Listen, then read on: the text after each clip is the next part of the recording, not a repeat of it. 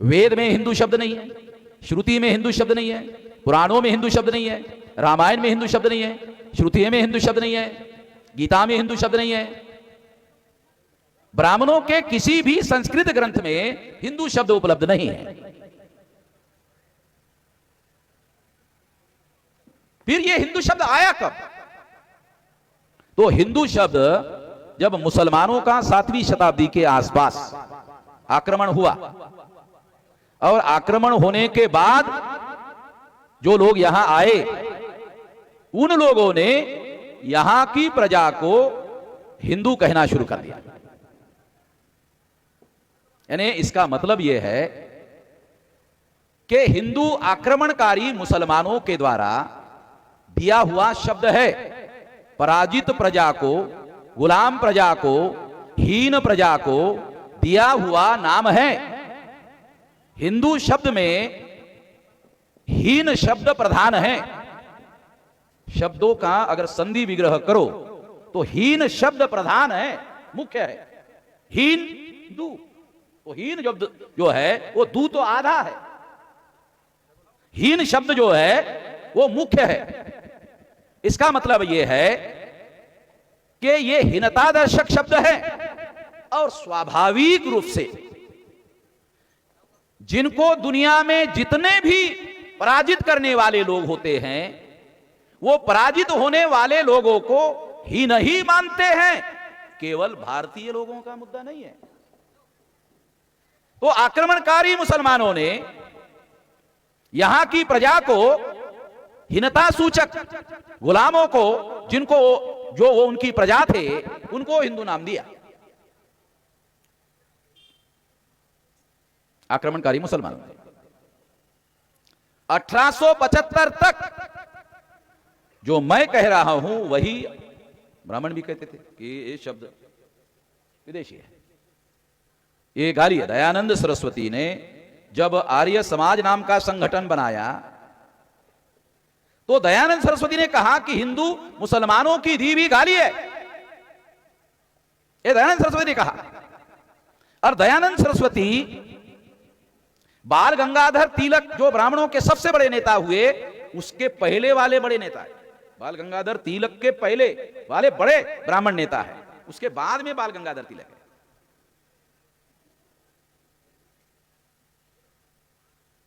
तो इस तरह से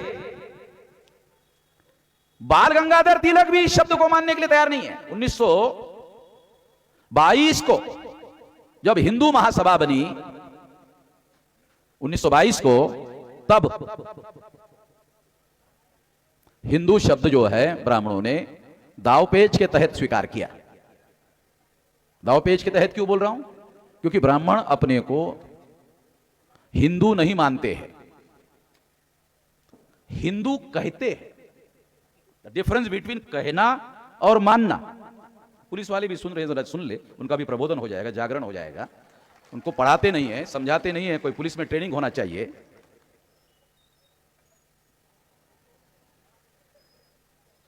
साथियों, ये सारे एविडेंसेस के आधार पर बोल रहा हूं, सारे सबूत, डॉक्यूमेंट्री है। जिन ब्राह्मणों ने 1875 तक हिंदू शब्द को गाली कहा, वो 1922 को अपने संगठन का नाम निर्धारित करने के लिए हिंदू शब्द दावपेच के तहत स्वीकार करते हैं।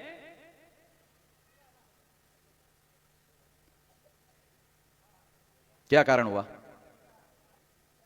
1875 और 1922, 25 और 22, ये साल है। 25 और 22, 47 साल में दुनिया में क्या परिवर्तन हुआ, जिसकी वजह से ब्राह्मणों को दांवपेच के तहत अपने को हिंदू कहना पड़ा। मानते नहीं ब्राह्मण, आज भी ब्राह्मण अपने को हिंदू नहीं मानते। वे ब्राह्मण अपने को हिंदू नहीं मानते, इसका सबूत क्या है? इसका सबूत ले लो। इसका सबूत है कि कोई आदमी कौन है या नहीं है, इसको पहचानने का सबसे सटीक और ठोस एविडेंस क्या है कि जब अपने लड़के और लड़की की शादी करने का समय आता है, तब टेस्ट होता है, तब टेस्ट होता है कि वो है कौन। तो ब्राह्मण अपने लड़की की शादी करने के लिए ब्राह्मण जाति का ही लड़का ढूंढता है। अगर ब्राह्मण हिंदू है और सारे लोग हिंदू है और ब्राह्मण की लड़की ग्रेजुएट है और एससी एसटी ओबीसी को ब्राह्मण हिंदू कहते हैं। अगर एससी एसटी ओबीसी के लोग भी हिंदू है तो फिर एससी एसटी ओबीसी के अंदर ब्राह्मण अपने लिए दामाद क्यों नहीं ढूंढता? क्योंकि वो भी हिंदू है, ब्राह्मण के कहे के अनुसार हिंदू है। ब्राह्मण भी अपने को हिंदू कहते हैं, एससी एसटी ओबीसी भी हिंदू है। और एससी एसटी ओबीसी में भी आजकल बड़े पढ़े लिखे लोग मिलते हैं। तो ब्राह्मण अपने लिए दामाद ढूंढने के लिए जिनको वो हिंदू कहते हैं, एससी एसटी ओबीसी को, कुणबी मराठा को, उनके यहां अपने लड़की का प्रस्ताव लेकर क्यों नहीं जाते हैं कि हमारी लड़की शादी योग्य हो गई है, वो भी पढ़ी लिखी है, और इसलिए आपका लड़का भी पढ़ा लिखा है तो शादी होनी चाहिए, तुम भी हिंदू हो हम भी हिंदू हैं। ऐसा कोई ब्राह्मण कभी कोई प्रस्ताव लेकर नहीं जाता। वो ब्राह्मण दूसरे किसी ब्राह्मण जाति के अंदर जाता है और वहां लड़का ढूंढता है। इससे सिद्ध होता है ठोस एविडेंस, बहुत सारे ठोस एविडेंस। वो विषय है आरएसएस भाजपा के ब्राह्मणों द्वारा नष्ट संविधान की बात करना और व्यवहार भी संविधान के विरोध में करना। यह राष्ट्र को बड़े धोखे का संकेत है। इसके विरोध में क्या करना होगा?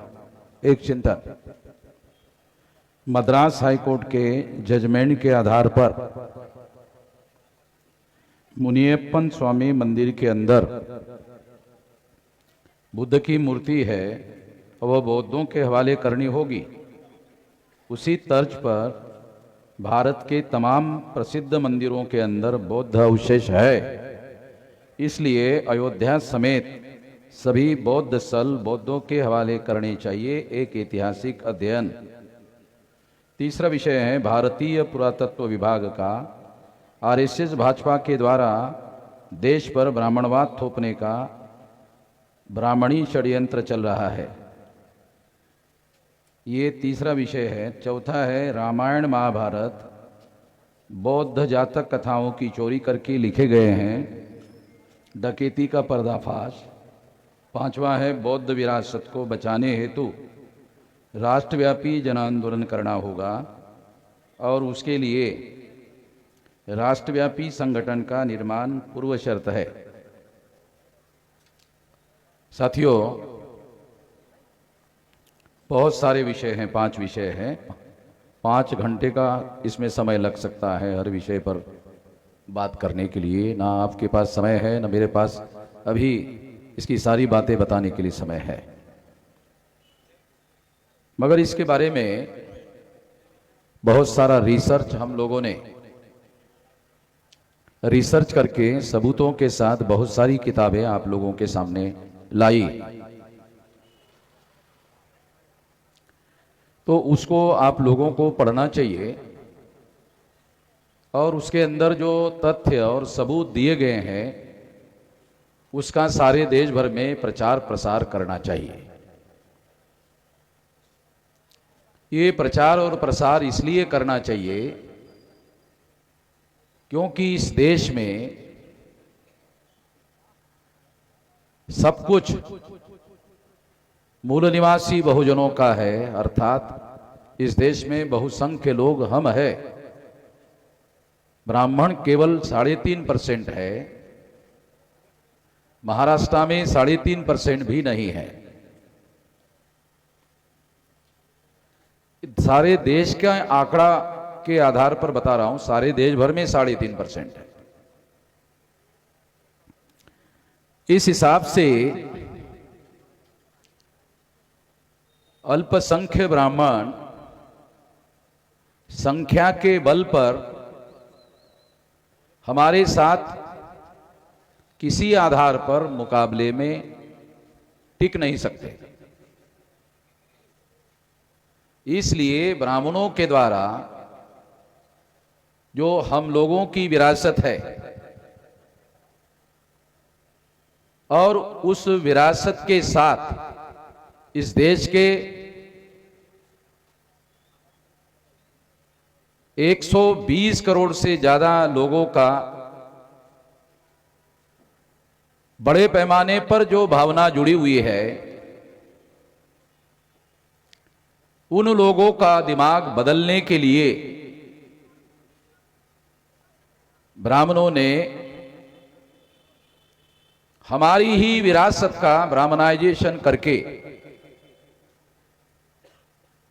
और बहुत बड़े पैमाने पर जो देश के बहुत बहुत फेमस बौद्ध मंदिर थे और बड़े बड़े विशाल विहार थे, ब्राह्मणों ने उन पर कब्जा किया और कब्जा करने के बाद उन लोगों ने उसका इतिहास बदलने की, उसके विरासत को बदलने की, उसके संस्कार को बदलने की कोशिश की। आज भी आप लोगों को जानकारी होगी, कुछ खास तथ्य मैं आप लोगों को बताना चाहता हूं कि ब्राह्मण देश में जितने भी फेमस मंदिर है, मूल निवासियों को मंदिर के किसी भी मंदिर के गर्भगृह में जाने के लिए अलाउ नहीं करते। ब्राह्मण किसी भी मंदिर के गर्भगृह में जहां मूर्ति रखी हुई होती है, और कई जगह पर इन लोगों ने मूर्तियों को कपड़े पहनाए हुए हैं और चेहरे का जो आकार है उसको बदलने के लिए चेहरों के ऊपर भी बहुत सारी बातें लगाई हुई है। जब उसकी सफाई करने का समय आता है, मंदिरों को या उन मूर्तियों को धोने का समय आता है, तब ओरिजिनल रूप से वो मूर्ति होती है। तो ये जानकारी लोगों को, मूल निवासियों को नहीं होनी चाहिए, इसलिए ब्राह्मणों ने मंदिरों के गर्भगृह में किसी को भी प्रवेश नहीं है, ये नियम बनाए।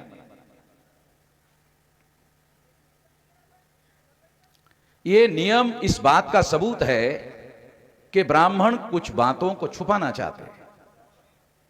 छुपाने का संबंध षड्यंत्र के साथ होता है।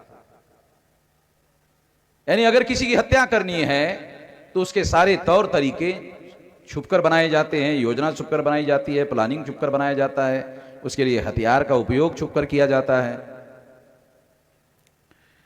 तो ब्राह्मणों के द्वारा गर्भगृह में प्रवेश के लिए अनुमति को रोकना ये छुपाकर रखने का षड्यंत्र है। और ये षड्यंत्र इस बात का सबूत है कि ब्राह्मण कुछ छुपाना चाहते हैं। क्या छुपाना चाहते हैं? वो वही छुपाना चाहते हैं जो उनका है नहीं। और इसका संबंध जो है बुद्ध के साथ में है।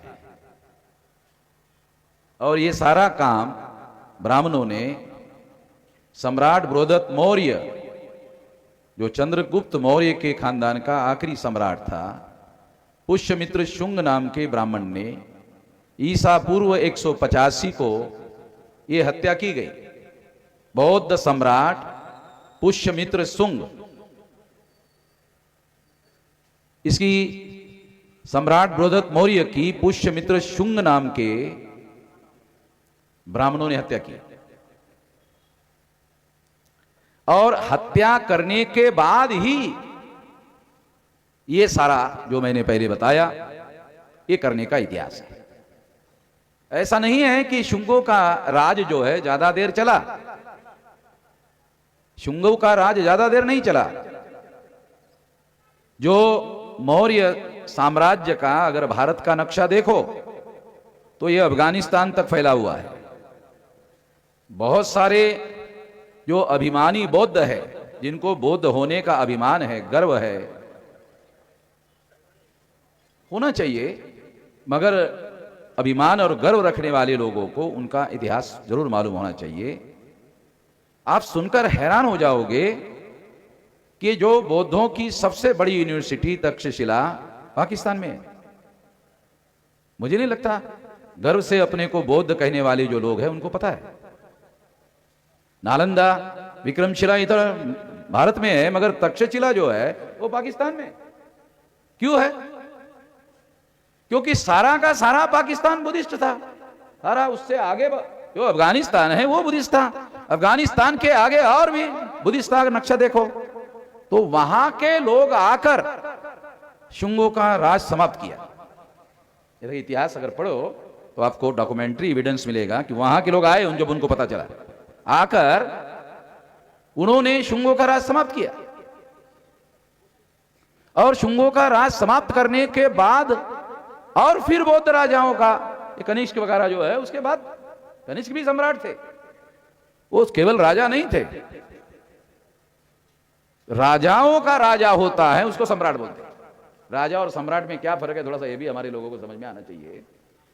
जो राजाओं का राजा होता है वो सम्राट होता है। सम्राट और राजा का फर्क ये है। तो मैं आप लोगों को जो बात समझाना चाहता हूं, ये सारी विरासत, ये जो मद्रास हाईकोर्ट ने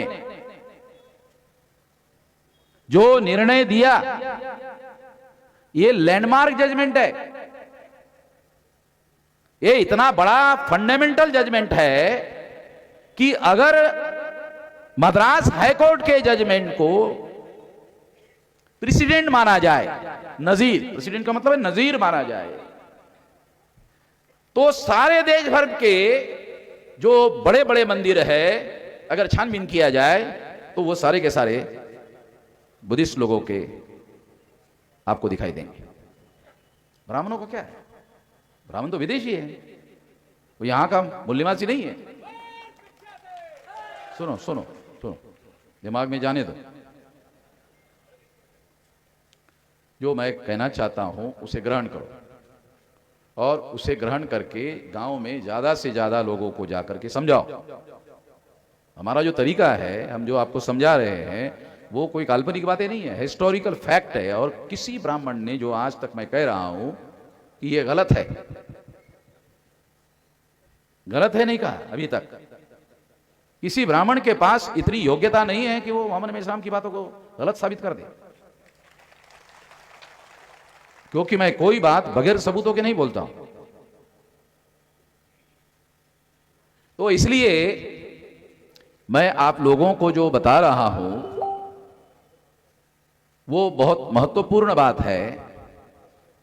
अगर सारे देश की विरासत इस देश के मूल्यवासियों की है, थोड़ा सा ये मूल्यवासी वाला, और आजकल ब्राह्मण लोग, आरएसएस के लोग हिंदू मुसलमान का जो मामला खड़ा करते हैं, यानी हिंदू और मुसलमान, अगर मान लो ये दो बातों के आधार पर बातें करते हैं, तो इससे वो क्या प्रमाणित करना चाहते हैं कि एक तो मुसलमान है इस देश में, और जो मुसलमान नहीं है वो सारे हिंदू हैं। और हिंदू कौन है? जो ब्राह्मणों के धर्म ग्रंथों को मानते हैं वो हिंदू है।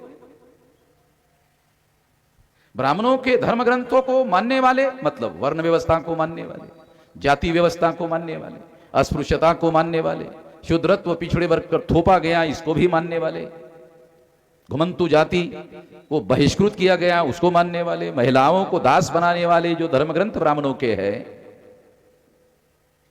दूसरी महिलाओं का छोड़ो, ब्राह्मणों को पूछो कि तुम्हारे मां के गले में जनेऊ क्यों नहीं है? हमारे मां के छोड़ो, हमारे मां के छोड़ो, हमारा आग्रह नहीं है कि हमारे मां के गले में जनेऊ क्यों नहीं, तुम्हारे मां के गले में जनेऊ क्यों नहीं है?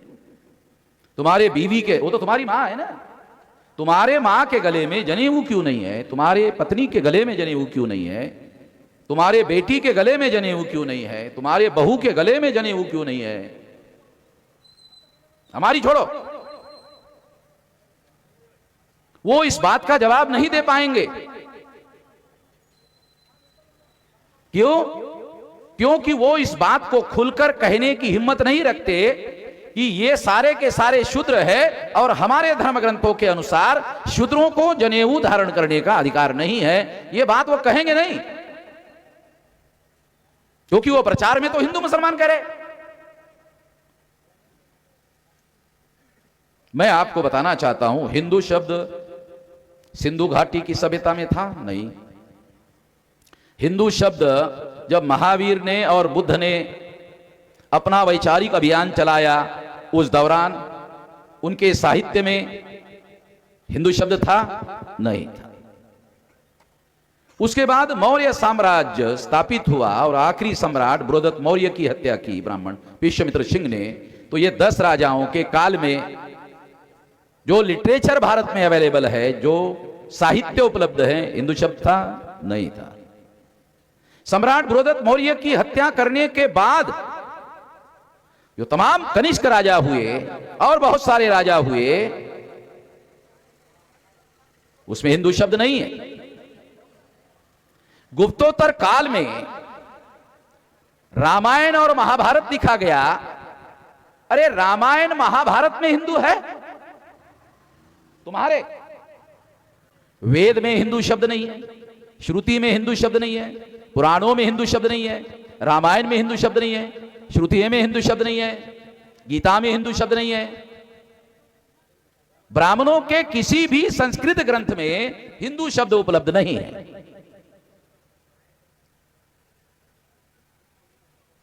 फिर यह हिंदू शब्द आया कब?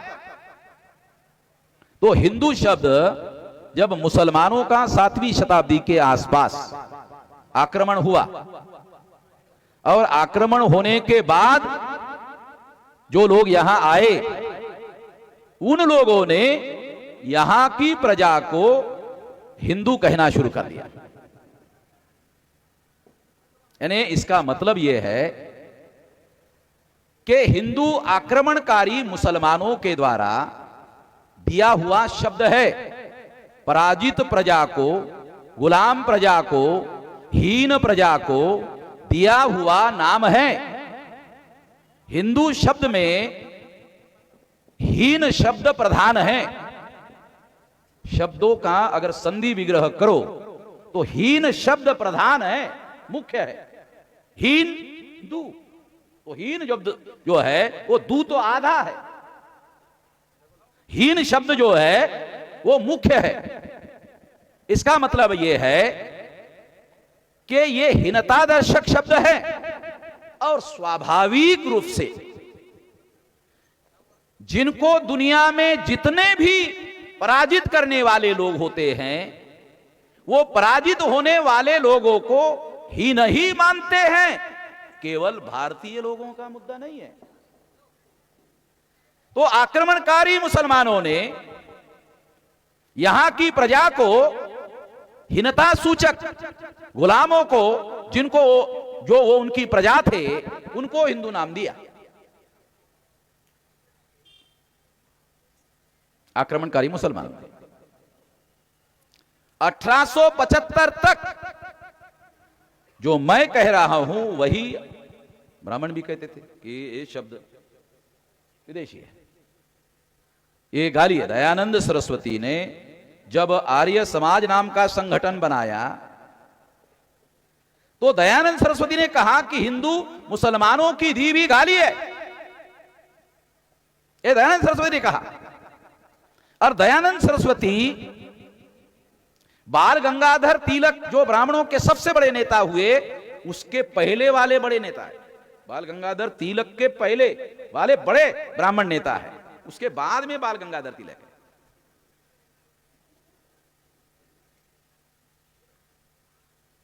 तो इस तरह से बाल गंगाधर तिलक भी इस शब्द को मानने के लिए तैयार नहीं है। 1922 को जब हिंदू महासभा बनी, 1922 को, तब हिंदू शब्द जो है ब्राह्मणों ने दावपेच के तहत स्वीकार किया। दावपेच के तहत क्यों बोल रहा हूं? क्योंकि ब्राह्मण अपने को हिंदू नहीं मानते हैं, हिंदू कहते हैं। डिफरेंस बिटवीन कहना और मानना। पुलिस वाले भी सुन रहे हैं, सुन ले, उनका भी प्रबोधन हो जाएगा, जागरण हो जाएगा। उनको पढ़ाते नहीं है, समझाते नहीं है, कोई पुलिस में ट्रेनिंग होना चाहिए।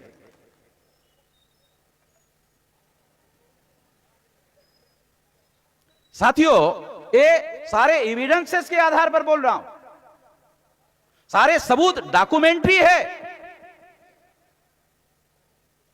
जिन ब्राह्मणों ने 1875 तक हिंदू शब्द को गाली कहा, वो 1922 को अपने संगठन का नाम निर्धारित करने के लिए हिंदू शब्द दावपेच के तहत स्वीकार करते हैं।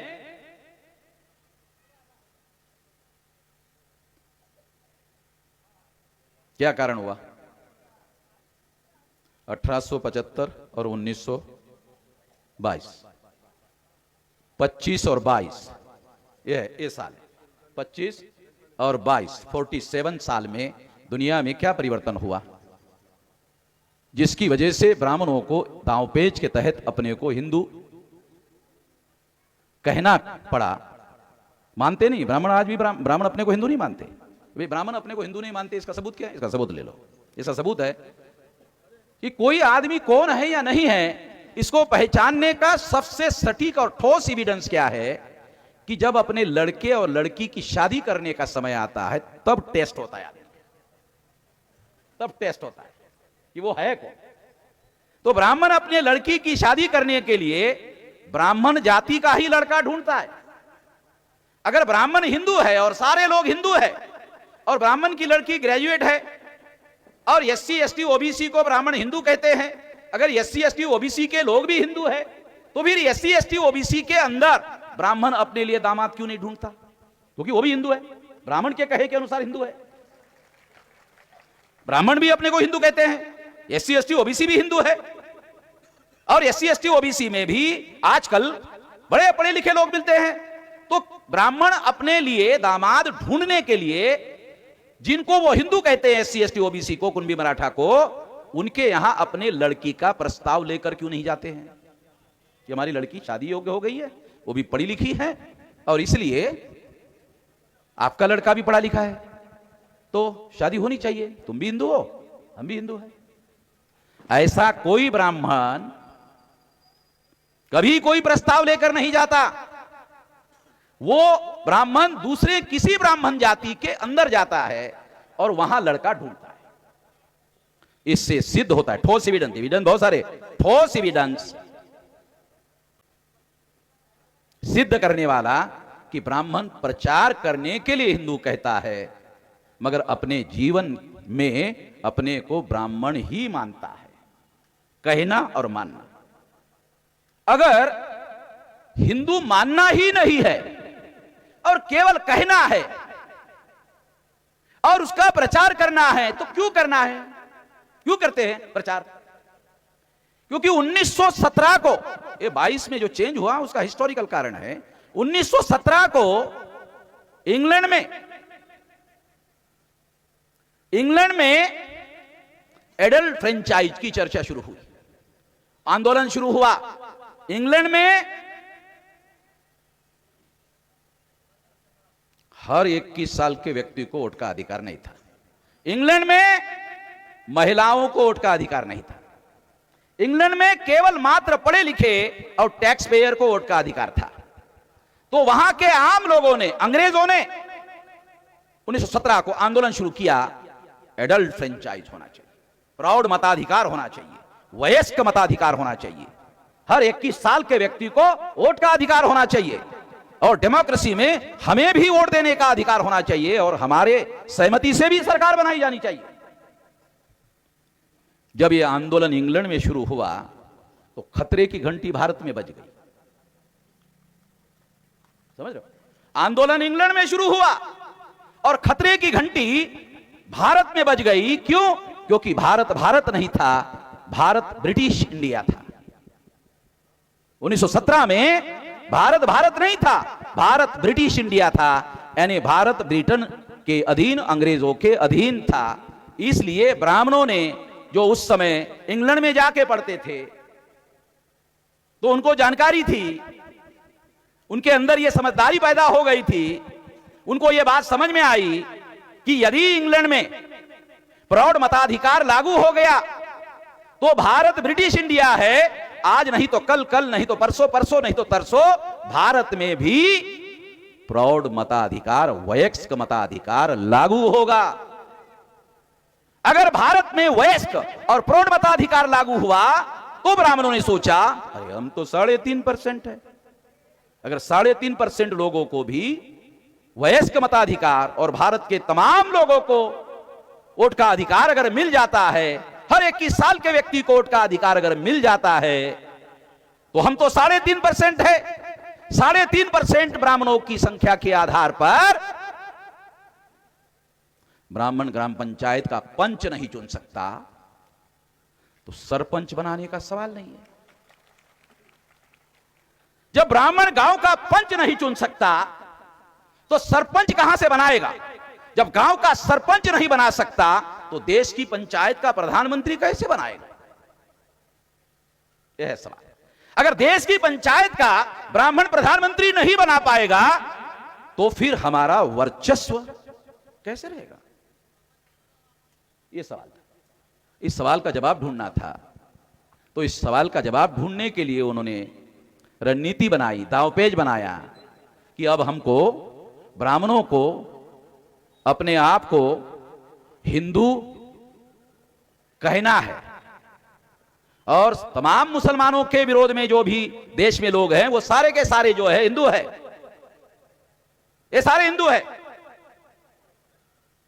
ये थ्योरी जो है ब्राह्मणों ने प्रचार में लाने का काम शुरू किया।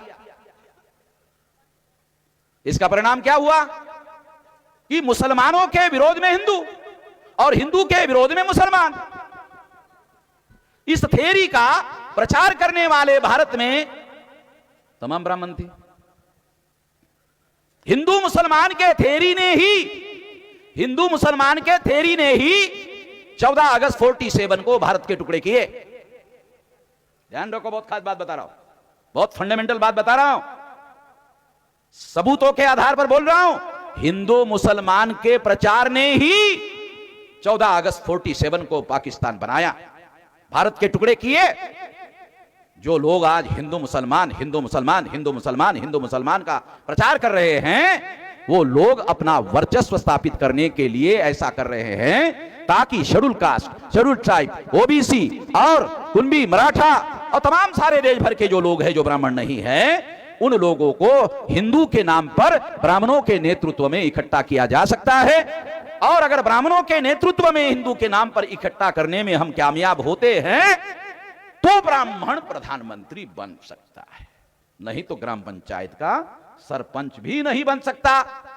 और हुआ, विभाजन भी हुआ और ब्राह्मण देश का प्रधानमंत्री भी बना, पंडित जवाहरलाल नेहरू।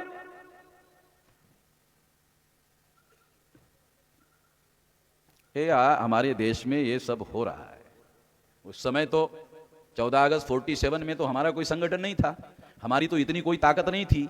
आज कितनी ताकत है? 31 राज्यों में, 567 जिलों में, 4000 से ज्यादा तहसीलों में, 22,000 से ज्यादा ब्लॉक में और 1.5 लाख से ज्यादा गांवों में हमारे संगठन फैला हुआ है। इतना विशाल फैला हुआ है। दोबारा भारत का विभाजन नहीं होने देंगे, मैं ब्राह्मणों को चेतावनी देता हूं। दोबारा भारत का विभाजन नहीं होने देंगे, पूरी ताकत लगा देंगे, दोबारा भारत का विभाजन नहीं होने देंगे। विभाजन के हालात तुम लोगों ने लगभग पैदा कर दिए, लगभग। अगर इंटरनेशनल पॉलिटिक्स, अगर अंतरराष्ट्रीय राजनीति ने अगर हिंदू मुसलमान की समस्या में दखल देना शुरू कर दिया तो फिर दोबारा भारत का विभाजन हो जाएगा। मुसलमानों के 48 देश हैं। अंतरराष्ट्रीय राजनीति इस तरह की समस्याओं में दखलंदाजी करने का काम करती रही है। ये कोई सामान्य बात नहीं बता रहा हूं मैं आप लोगों को, बहुत सीरियस बात है। और इस काम में आरएसएस के लोग शामिल हैं। ऐलानिया कह रहा हूं, आरएसएस के लोग शामिल हैं। आरएसएस के लोग आतंकवादी है। आरएसएस के लोग राष्ट्रव्यापी, राष्ट्रीय स्तर का आरएसएस का, सुन लो पहले, सुन लो, आरएसएस का राष्ट्रीय स्तर का संगठन, इतना बड़ा आतंकवादी संगठन कोई नहीं है भारत में। हमारे पास सबूत है। आज सेंट्रल गवर्नमेंट ने पीएफआई पर पाबंदी लगाई, उनके पास सबूत होंगे, लगाई। अगर कोई देश के विरोध में काम कर रहा है, अगर ऐसा सबूत सरकार के पास है तो निश्चित रूप से सरकार के पास ऐसे अधिकार है, हम इसे गलत नहीं मानते। मगर मेरे जानकारी में ऐसा कोई सबूत नहीं है कि पीएफआई के किसी आदमी को, किसी कार्यकर्ता को आतंकवाद के मुद्दे पर आजीवन कारावास हुआ, मगर अजमेर बम ब्लास्ट में आरएसएस के कार्यकर्ता को आजीवन कारावास हुआ। पुलिस विभाग के आईजी रिटायर्ड मुशर्रफ साहब, पुलिस विभाग के, पुलिस के लोग यहां हैं, वो जानते हैं। मुशर्रफ साहब ने सारे सबूत इकट्ठा किए और उनका कहना है आज भी 18 केसेस आरएसएस पर है आतंकवादी। और उनका वीडियो अभी सोशल मीडिया में, मुशर्रफ साहब का अभी वीडियो सारे सोशल मीडिया में चल रहा है, सारे सबूतों के साथ, उन्होंने सारे रेफरेंस के साथ सारी बातें कही। तो वो आरएसएस जो राष्ट्रीय स्तर का आतंकवादी संगठन है, उसके विरोध में हम लोग काम कर रहे हैं। कोई देशद्रोह का काम नहीं कर रहे। जो लोग, जिनको आतंकवाद के मुद्दे पर, अभी भी मेरा यह कहना है, तमाम केसेस में जिन मुसलमानों को, मुसलमान नौजवानों को सजा हुई, अगर जांच कर लो। मालेगांव का मामला तो मैंने खुद टेकअप किया। मालेगांव का मामला जब मैंने खुद टेकअप किया तो मालेगांव के 9 नौजवानों को मेरी वजह से छोड़ना पड़ा। जब मैंने उसको टेकअप किया, हमारे अजहरी साहब अभी जिंदा नहीं है, नहीं तो खुद आकर यहां कहते, बयान देते, यहां मोहम्मद मेश्राम के समर्थन की वजह से ही मालेगांव के 9 नौजवानों को, जिस पर झूठे मुकदमे पुलिस वालों ने डाले, और जिन लोगों ने बम ब्लास्ट किया उनको बचाने का काम किया। कर्नल प्रसाद पुरोहित जेल में थे।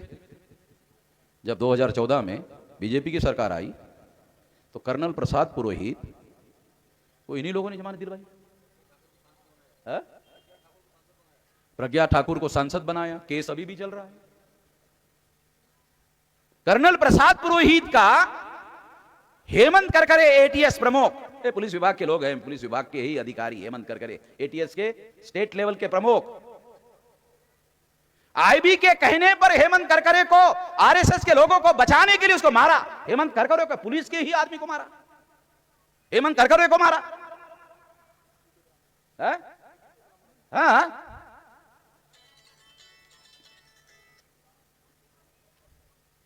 साथियों, ये सारे अगर जांच पड़ताल कर लो तो तमाम आरएसएस के लोग जो है सबूतों के साथ पकड़े जाएंगे।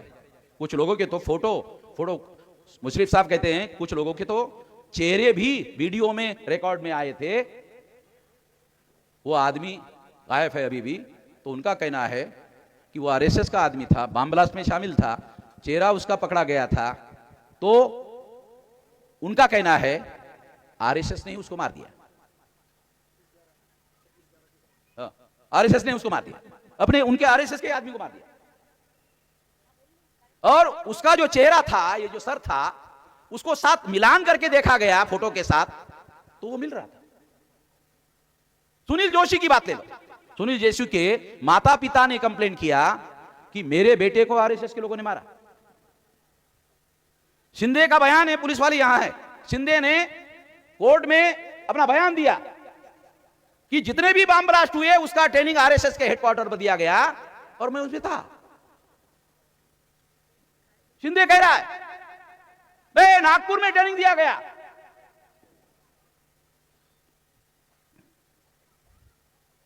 आरएसएस के लोग संविधान को नहीं मानते, सारे देश भर में प्रचार करते हैं संविधान को। अगर किसी मुसलमान ने कहा तो इमीडिएट पुलिस वाले उसको पकड़ लेते, देशद्रोह है, संविधान द्रोह, देशद्रोह है। आरएसएस के लोग नहीं मानते संविधान को।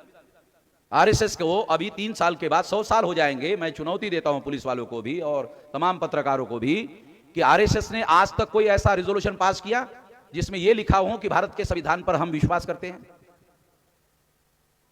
बताओ, आरएसएस ने कोई ऐसा रिजोल्यूशन पास किया, कोई प्रस्ताव पारित किया कि हम लोग भारत के संविधान पर विश्वास करते हैं? भारत के संविधान का ही सहारा लेते हैं, आर्टिकल 19 का सहारा लेते हैं आरएसएस वाले। संगठन का प्रचार करते हैं, संगठन का प्रसार करते हैं। सारे देश भर में आर्टिकल 19 के तहत जब इन पर पाबंदी लगाई गई, इमरजेंसी में आरएसएस पर पाबंदी लगाई गई, तो आरएसएस वाले सुप्रीम कोर्ट में गए और कहा ये कांग्रेस वालों ने हमारे आर्टिकल 19 का उल्लंघन किया। अबे आरएसएस, तुम संविधान मानते नहीं हो और आर्टिकल 19 का ही सहारा ले रहे हो, हैं? और अब मैं कोर्ट में गया नागपुर के, वहां विरोध कर रहे, मेरे आर्टिकल 19 का विरोध कर रहे। अरे भाई अजीब किस्म के लोग हैं। उनका जो वकील है मनोहर, तो भाई ये जानकारी ये आरएसएस के लोग चाहते हैं कि ये जानकारी, ये वामन मेश्राम का मोर्चा अगर जाता है तो ये सारी जानकारी देश और दुनिया में हो जाएगी। और हमने जो सारे देश भर में डर फैलाया हुआ है, सारे देश भर में आरएसएस का डर है लोगों के अंदर। डरते हैं लोग पुलिस से उतना नहीं डरते जितना आरएसएस से डरते। शेड्यूल कास्ट के लोग डरते हैं, शेड्यूल टाइप के लोग डरते हैं, नॉमिनी टाइप के लोग डरते हैं, एमबीसी के लोग डरते हैं, ओबीसी के लोग डरते हैं, मुसलमान तो बहुत डरते हैं, सारे तमाम माइनॉरिटी के लोग डरते हैं। और आरएसएस का यह मानना है डर के आधार पर हम इस देश का राजा बन सकते हैं।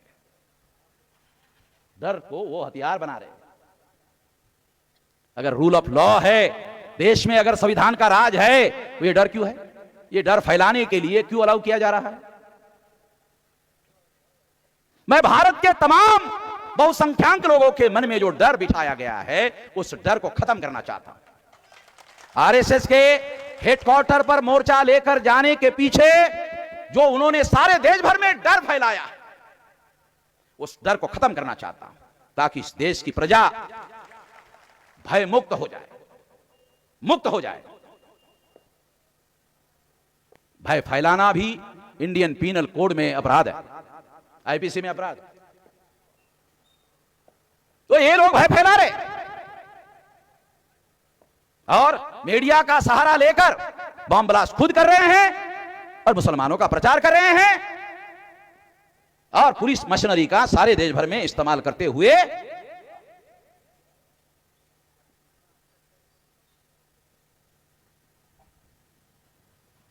गलत बातों को प्रश्रय देने का काम कर रहे हैं। कानून और संविधान के विरोध में जाकर उन लोगों के द्वारा सारा का सारा काम हो रहा है। मैंने तो बॉम्बे नागपुर के ब्रांच में एफिडेविट लिखवा दिया कि हम लोग, हमारा पूर्व में कोई रिकॉर्ड नहीं है हिंसा का, देख लो, ढूंढ लो कौन सा रिकॉर्ड है हमारा हिंसा का, क्योंकि मैं हिंसा के बहुत ज्यादा विरोध का आदमी। हिंसा से देश का, समाज का, लोगों का, संगठन का किसी का फायदा नहीं। हिंसा ने, हिंसा करने वाले जो संगठन थे कहां है, कहां जीवित? हिंसा से कोई बड़ा विशाल आंदोलन निर्माण नहीं हो सकता। 1857 में ब्राह्मणों ने जब हिंसा का सहारा अंग्रेजों के विरोध में लिया तो अंग्रेजों ने उनको कुचल डाला। इसे सबक लेकर गांधी ने अहिंसा के नाम पर अपना संगठन देशव्यापी बनाया। इतिहास से मैं आपको बता रहा, बाबा साहब अंबेडकर ने तमाम 1916 से लेकर 1956 तक उन्होंने कभी कोई हिंसा का सहारा लिया? कोई उदाहरण जिसको हम मानकर चलते हैं, जिनको हम अपना आइडियल मानते हैं, तो हमारे पास में इसके सबूत है। और हमारी मौलिक विचारधारा हिंसा के विरोध में, हम बिल्कुल भी हिंसा को नहीं मानते। हम इस देश में संगठित शक्ति निर्माण करना चाहते हैं। हम बहुसंख्य लोग हैं, संगठित शक्ति निर्माण करना चाहते हैं और हिंसा के द्वारा कभी भी संगठित शक्ति का निर्माण नहीं हो सकता। ये मौलिक बात, ये मौलिक बात हम समझते हैं कि हिंसा के द्वारा संगठित शक्ति का निर्माण संभव नहीं है।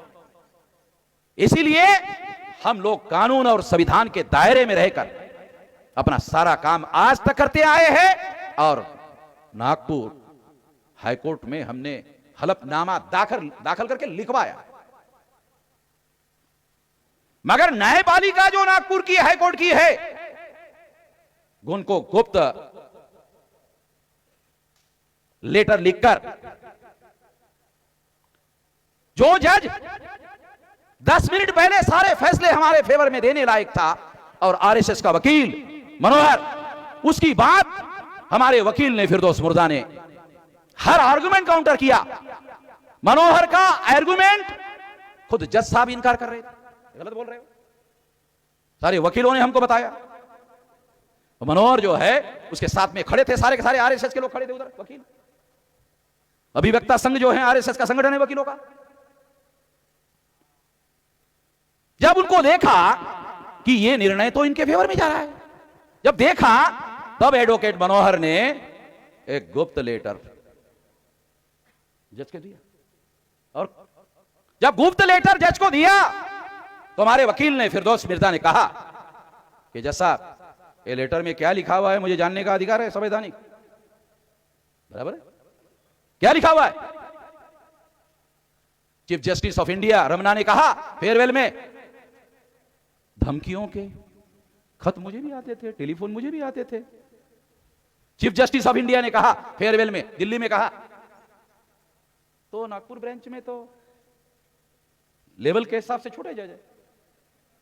जब चीफ जस्टिस ऑफ इंडिया को आता है धमकी के लेटर, तो यहां के जज को धमकी का लेटर नहीं लिखा होगा, कैसे कहा जा सकता है? हैरान करने वाली बात, मनोहर, एडवोकेट मनोहर, जब हमारा वकील कह गया मुझे जानने का अधिकार है, तो मनोहर ने गुप्त है। मनोहर क्या बोल रहे? गुप्त है, गोपनीय है। और अगर वो गोपनीय था तो पैकेट बंद क्यों नहीं था, खुला क्यों था? मेरे वकीलों ने मुझे बताया वो खुला ही था, वो बंद क्यों नहीं था? दूसरी बात, अगर वो गोपनीय था तो मेरे वकील का संवैधानिक अधिकार था, उसको नहीं दिया, अखबार वालों को क्यों दिया? साली बड़ी अजीब किस्म की बात है। मेरे वकील का संवैधानिक अधिकार था, उसको नहीं दिया, क्यों? अगर देते तो उधर ही मेरा वकील उसकी धज्जियां उड़ा देता, सबूतों के साथ उड़ा देता। क्या था उसमें गोपनीय में? अखबार वालों ने लिखा क्या था? वामन मेश्राम, जो 5 लाख दीक्षा भूमि में लोग आए हैं, वो यहां से ड्रैगन पैलेस की तरफ उधर ही जाते हैं, उसी रूट से जाते हैं। फिर इन्हीं 5 लाख लोगों को लेकर वामन मेश्राम ने साजिश किया कि वही 5 लाख लोग लेकर आरएसएस के हेडक्वार्टर पर जाने वाले हैं। ये लिखा था उसमें, ये अखबार वालों ने लिखा, आज के अखबार में। इसमें कौन सी गोपनीय बात है? ये किस्म की बात, इसमें कौन सी गोपनीय बात है? और अगर ये बात मेरे वकील को बताई जाती, उधर ही धज्जियां उड़ा देता कि हम लोग, ये भक्त लोग जो आए हैं ना दीक्षा, उसके भरोसे पर हमारा आंदोलन नहीं है। हमारा आंदोलन 2 महीने से 31 राज्यों में, 567 जिलों में और 4000 से ज्यादा तहसीलों में, 22,000 से ज्यादा ब्लॉक में और 1.5 लाख से ज्यादा गांवों में आंदोलन की तैयारी हो। वहां से लोग आ रहे हैं।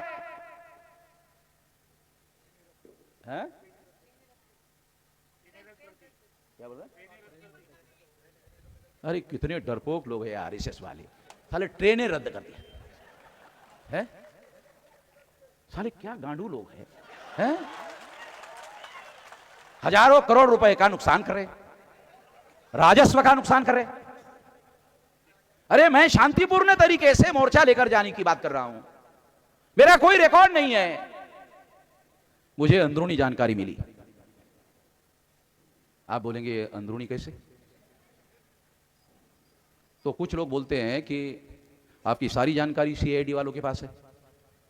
मैंने कहा मैं कोई गलत काम करूंगा तो सीआईडी वालों के पास अगर है तो सार्वजनिक कर दे। मगर मैंने कहा सीआईडी में भी हमारी सीआईडी है, सीआईडी में भी हमारे सीआईडी है। और क्योंकि बामसेफ जो संगठन है वो तो कर्मचारी लोगों का संगठन है? तो कर्मचारी लोगों का संगठन है, तो उधर तो है हमारे लोग, सारे देश भर में है। तो मुझे बहुत बार बताते रहते हैं। मैंने उनको कहा यार टेलीफोन पर मत बताया करो, मेरा टेलीफोन टेप होते रहता है, क्यों बताते हो? मेरे को आकर मिलकर बताते जाओ। ऐसे ही काशीराम जी के समय में काशीराम जी को भी बताने आते थे, मेरे सामने की बात है, दिल्ली में आते थे। साथियों, मैं आपको ये बताना चाहता हूं, ये अहम बात बताना चाहता हूं कि यदि वो लेटर गोपनीय था तो वो अखबार वालों को क्यों दिया गया, और यदि अखबार वालों को दिया था तो इसका मतलब गोपनीय नहीं था, और यदि वो गोपनीय नहीं था तो गोपनीय कहकर एडवोकेट मनोहर ने न्यायपालिका को गुमराह करने की कोशिश की।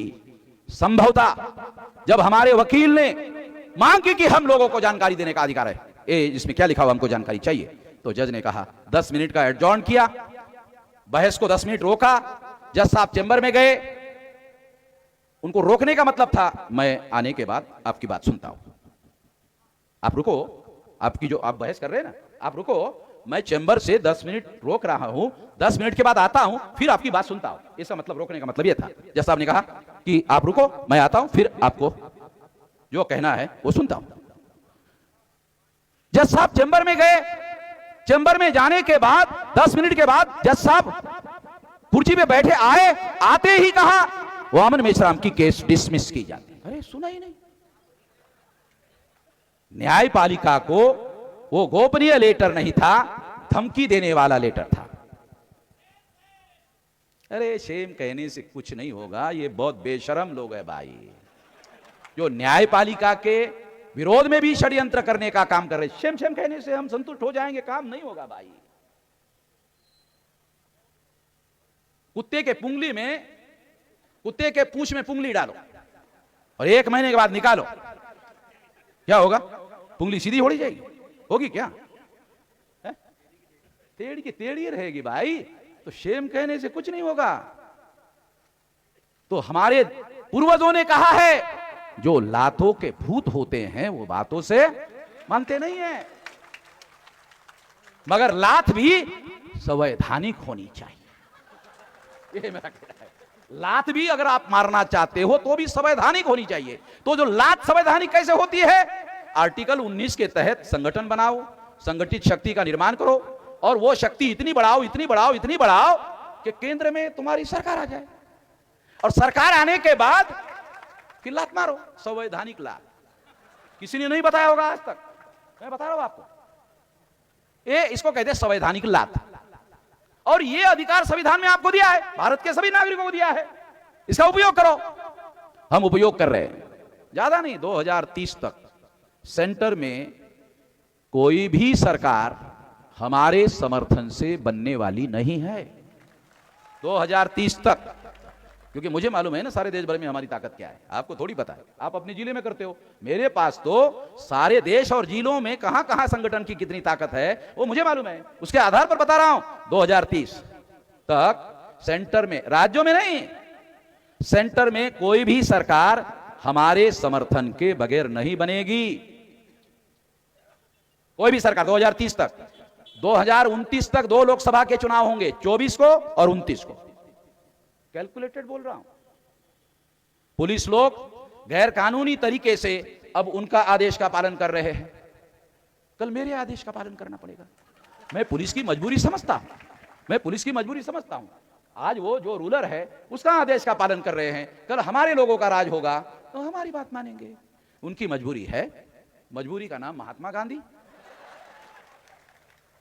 तो मैं आप लोगों को जो बात समझा रहा हूं वो संविधान के दायरे में, कानून के दायरे में जो हम कर सकते हैं उसको करने के बारे में हमको सोचना चाहिए। आप बोल रहे हैं, आप यहां लिख रहे हैं कि हमारे सारे मंदिर, सारे सब कब्जा कर लिया। पुरातत्व जो भारत सरकार का है, जो टैक्स देते हो, वो टैक्स पर जिनको सैलरी मिलती है वो टैक्स वाले अधिकारी जो है वो गलत रिपोर्ट दे रहे हैं, मतलब कोई सबूत नहीं है। पुरातत्व में अयोध्या में बुद्ध की मूर्ति मिली, अयोध्या में बुद्ध की मूर्ति मिली, आर्कियोलॉजिकल रिकॉर्ड में अवेलेबल है अयोध्या में। राम की नहीं मिली, राम की नहीं मिली। तो ये आरएसएस वाले, बीजेपी वाले कहते थे राम लला हम आएंगे, मंदिर वही बनाएंगे। राम लला, तो नॉर्थ इंडिया में जो बच्चा होता है ना उसको लल्ला बोलते हैं। ए लल्ला है, बराबर विकास है? मथुरा में भी बोला जाता है, मतलब नॉर्थ इंडिया में है राम लला। तो हमने देखा कि मंदिर में जो रामलला की मूर्ति मस्जिद में रखी गई थी वो भी अयोध्या की नहीं थी, वो भी गोरखपुर से लाकर वहां रखी। अरे तुम्हारा लल्ला राम जी अगर अयोध्या में मिला है, अगर मिला है तो वो लल्ला भी नहीं मिला, वो भी गोरखपुर से लाकर तुमको वहां रखना पड़ा। विलास, इसका हमारे पास डॉक्यूमेंट्री एविडेंस है, वो किताबें हैं, और वो किताब आरएसएस के लोगों ने पब्लिश की भी है, वो किताब हमारे पास है।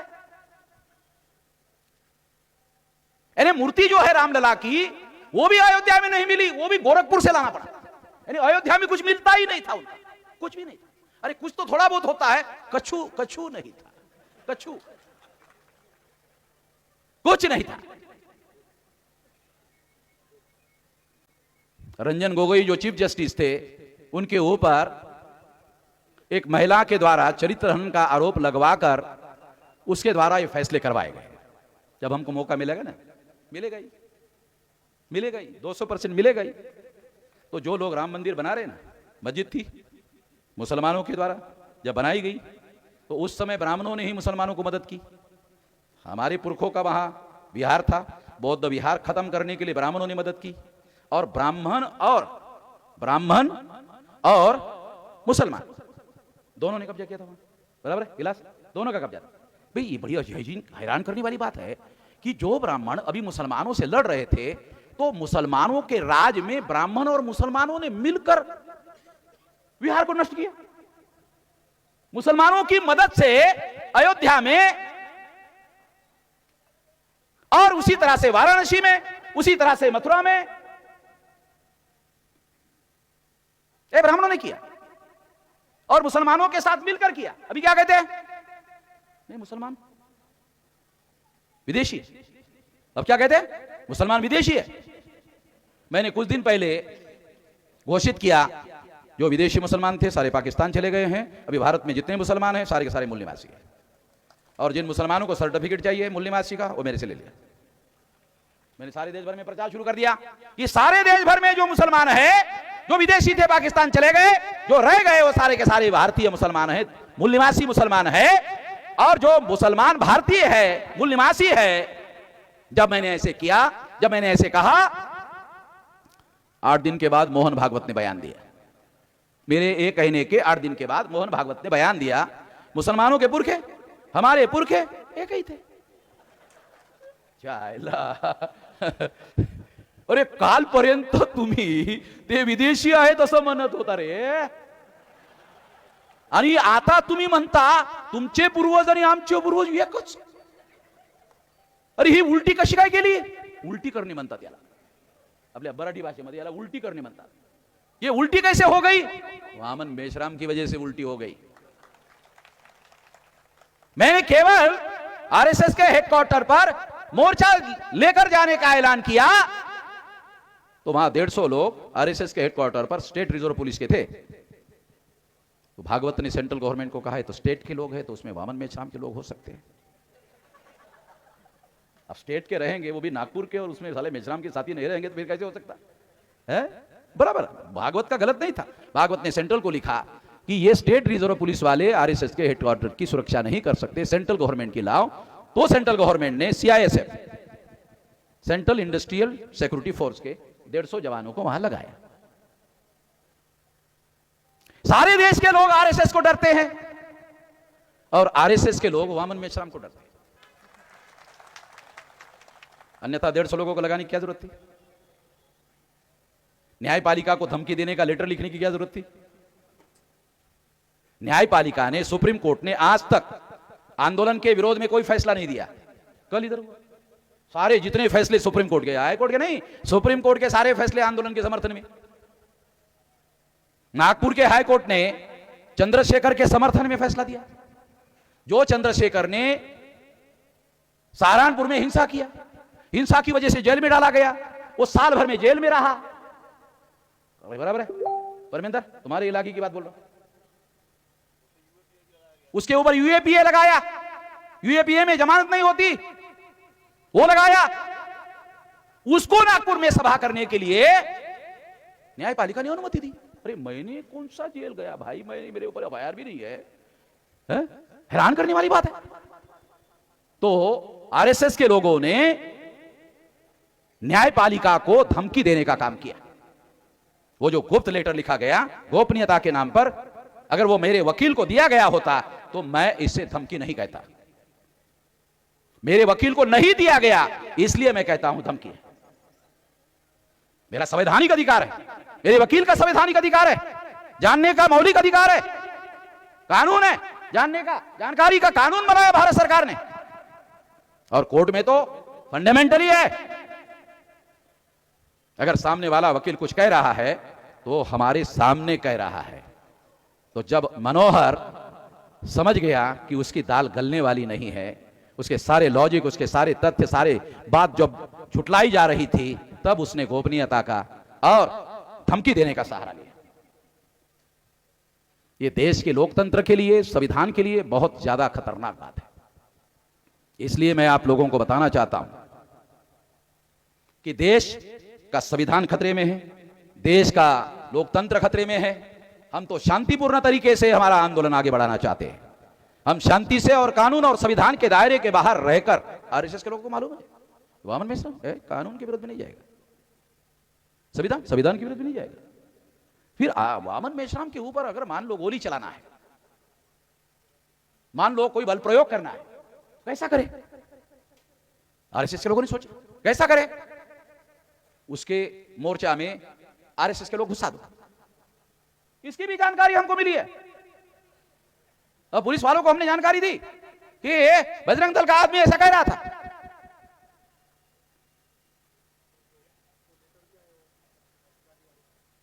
हाँ, मतलब वो गाली वाले लेटर भी मैदान के पास आए, बहुत सारी बातें हैं जो गैरकानूनी तरीके से वो कर रहे हैं। तो इसलिए मैं आप लोगों को बताना चाहता हूं, और लंबी बात कहे बगैर मैं आखिरी बात कहना चाहता हूं कि हमें देश भर में शांतिपूर्ण तरीके से ही आंदोलन करना है, कानून और संविधान के दायरे में ही रहकर काम करना है। कोई आंदोलन शांतिपूर्ण तरीके से, कानून और संविधान के तरीके से, दायरे में रहकर ही करना है। जो नहीं करेगा और मेरी नहीं बात मानेगा, मैं उसको पुलिस को हैंडओवर कर दूंगा, क्योंकि मैं किसी कानून और संविधान के विरोध में जाकर कोई आंदोलन करने के पक्ष में नहीं हूं। जो लोग हमारे साथ चलना चाहते हैं वो संकल्प कर ले संविधान के और कानून के दायरे में रहकर काम करने का। कानून और संविधान के विरोध में जाकर हम किसी प्रकार का कोई काम नहीं करना चाहते। हमारे पास कानून और संविधान के दायरे में काम करके बहुत बड़ी ताकत, अरे 10 साल कोई बुढ़ा आदमी भी नहीं मरने वाला मेरी सुनने के बाद। 10 साल बोलेगा, 10 साल, अरे तो मैं भी 10 साल जी लेता हूं। 10 साल में उसको देखने को मिलेगा। मैं ऐसे हवा में नहीं फेंक रहा हूं।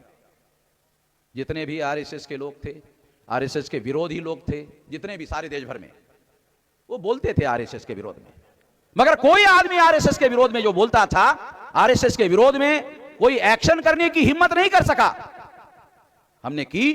तमाम सारे देश भर के जितने भी आरएसएस के विरोधी लोग हैं, सब हमारे समर्थन में खड़े हो गए। बीजेपी के अगेंस्ट में जो राजनीतिक दल है, 79%, गैर बीजेपी राजनीतिक दल के 79% लोग, वो भी हमारे समर्थन में। हमने सर्वे किया सारे देश भर में, सोशल मीडिया में डाटा कलेक्ट किया, 79% लोग। तो हमें हिंसा का सहारा लेने की बिल्कुल भी कोई जरूरत नहीं है। केवल पेशेंस की जरूरत है, संयम की जरूरत है, धीरज की जरूरत है। दुनिया में अगर कोई बड़ा काम करना चाहते हो ना, बड़ा काम, तो पेशेंस रखना सीखो। पेशेंस से करो कोई भी काम, बड़ा काम। कोई भी दुनिया में बड़ा काम पेशेंस के बगैर संभव नहीं है, संयम के बगैर संभव नहीं है। पेशेंस रखकर ही दुनिया में बड़े बड़े काम हुए हैं। संगठित शक्ति पेशेंस से ही बनाई जाती है। मैं खुद 18 साल 3-4 महीने का था, तब से लेकर अभी 65 साल की मेरी उम्र है, 47 साल से कर रहा हूं। 47 कोई छोटा मोटा समय नहीं होता है। इतना साल लगाकर इतना विशाल संगठन खड़ा किया। आज हमारे पास संगठित शक्ति है। संगठित शक्ति के बल पर 5 मार्च 2019 को हमने 13 पॉइंट रोस्टर के विरोध में भारत बंद किया और नरेंद्र मोदी को संसद में संविधान संशोधन करने के लिए मजबूर किया, और नरेंद्र मोदी ने संविधान में संशोधन किया। ये हमारे भारत बंद की वजह से। 29 जनवरी 2020 को सीए के विरोध में हमने भारत बंद किया। आज तक भारत सरकार सीए लागू करने के लिए रूल तक फ्रेम नहीं कर पाई। लागू करने की तो दूर, रूल फ्रेम नहीं कर पाई अभी तक सीए का कानून लागू करने के लिए। रूल फ्रेम किए बगैर कोई कानून लागू नहीं होगा, as per the provision of the constitution. वो हमने सीए का कानून डस्टबिन में लाके रखा हुआ है, अभी तक लागू नहीं हुआ है। हमारे भारत बंद की वजह से इससे सिद्ध होता है कि हमारी संगठित शक्ति छोटी मोटी नहीं है। हमारे पास केंद्र सरकार नहीं है, केंद्र सरकार आरएसएस के पास है। आरएसएस के लोग परेशान हैं किस बात से? केंद्र सरकार हमारी, 303 मेंबर पार्लियामेंट हमारे, 17 राज्यों के मुख्यमंत्री और विरोधी पार्टी के लोग हमारे, कई हजार एमएलए हमारे, कई राज्यों की सरकारें हमारी, सारा देश जो है वो हमारा, सारे देश पर हमारा नियंत्रण, मगर भारत बंद वामन मेश्राम परेशान। आरएसएस के लोग किस बात से परेशान हैं? ये सारा हमारा है मगर भारत बंद वामन मेश्राम का है। अरे ईवीएम मशीन में वोटों की चोरी करके सरकार बना सकते हो, जनता को जबरदस्ती से समर्थन में कैसे खड़ा करोगे? ईवीएम से वोटों की चोरी करवा के बहुमत हासिल कर सकते हो, मगर जनता को आपके समर्थन में जबरदस्ती से कैसे खड़ा कर सकते हो? नहीं कर सकते। इसलिए जनता हमारे समर्थन में है, जनता हमारे समर्थन में है। इसलिए आप लोगों को बता रहा हूं, पेशेंस रखो और आने वाले 10 साल में वेट एंड वॉच। इस देश में हम लोग शांतिपूर्ण तरीके से संविधान और कानून के दायरे में रहकर क्रांति करने लायक है। इतनी बड़ी संगठित शक्ति हमने निर्माण की है। इसलिए मैं यही बात आखिरी कहते हुए कि संगठित शक्ति निर्माण करने के लिए कानून और संविधान के दायरे में रहकर काम करने की जरूरत है, शांतिपूर्ण तरीके से काम करने की जरूरत है। जो लोग हमारे साथ रहकर काम करना चाहते हैं वो गाढ़ बांध ले। इस तरीके से हम काम करेंगे। जिनको ये सिद्धांत मंजूर है वो हमारे साथ आए, जिनको ये सिद्धांत मंजूर नहीं है वो हमारे साथ नहीं आए, कोई बात नहीं है, विचार करें। मैं आपको अपील करता हूं कि जो बुद्धिस्ट इंटरनेशनल नेटवर्क के लोग आपके सारी विरासत पर जिन लोगों ने कब्जा किया, संवैधानिक तरीके से संगठित शक्ति का निर्माण करो और संगठित शक्ति का निर्माण करने के बाद जिन्होंने जबरदस्ती करके ऐसा काम किया उसके पिछवाड़े पर लात मारने की ताकत पैदा करो संवैधानिक दायरे में रहकर। अगर आप ऐसा कर सकते हो तो बुद्धिस्ट इंटरनेशनल नेटवर्क के जो लोग हैं वो सारी विरासत जो आपकी है आपको मिलेगी, ऐसे नहीं मिलेगी। यहां माइक पर चर्चा करने से भी नहीं मिलेगी। संगठित शक्ति का निर्माण करो और आप लोगों को बुद्धिस्ट इंटरनेशनल नेटवर्क के जो लोग हैं उनको सारे देश भर में, हमारा नेटवर्क सारे देश भर में फैला है, 6000 शाखाएं ऑल इंडिया में, 31 राज्यों में 6000 शाखाएं तैयार करने के लिए आपको हर संभव मदद करेंगे। मुसलमानों को भी करेंगे, सिखों को भी करेंगे, जैनों को भी करेंगे जो बैकवर्ड है तमाम, लिंगायत लोगों को भी करेंगे। वो सारे लोग हमारे साथ है। लिंगायतों का संगठन है, जैनियों का संगठन है, बुद्धिस्ट लोगों का संगठन आप लोग कर रहे हो। तो ये तमाम जो 6 जो प्रमुख माइनॉरिटी है भारत में, जो ब्राह्मणवाद से पीड़ित है, उन लोगों को भी हम लोग साथ में लेकर चल रहे हैं। और ऐसे भी बहुत सारे लोग यहां आए हुए हैं, शेड्यूल कास्ट के लोग आए हैं, शेड्यूल ट्राइब के लोग आए हैं, नॉमिनेटेड ट्राइब के लोग आए हैं, एमबीसी के लोग आए हैं, ओबीसी के लोग आए हैं, माइनॉरिटी के लोग आए हैं। वो सारे इस आंदोलन में शामिल हैं। हम लोगों को इस तरीके से आंदोलन करना है। तो मैं इतना ही इस मौके पर अपनी बात कहता हूं और अपनी बात समाप्त करता हूं। आपने मेरी बात ध्यान से सुनी, इसके लिए आभार, धन्यवाद।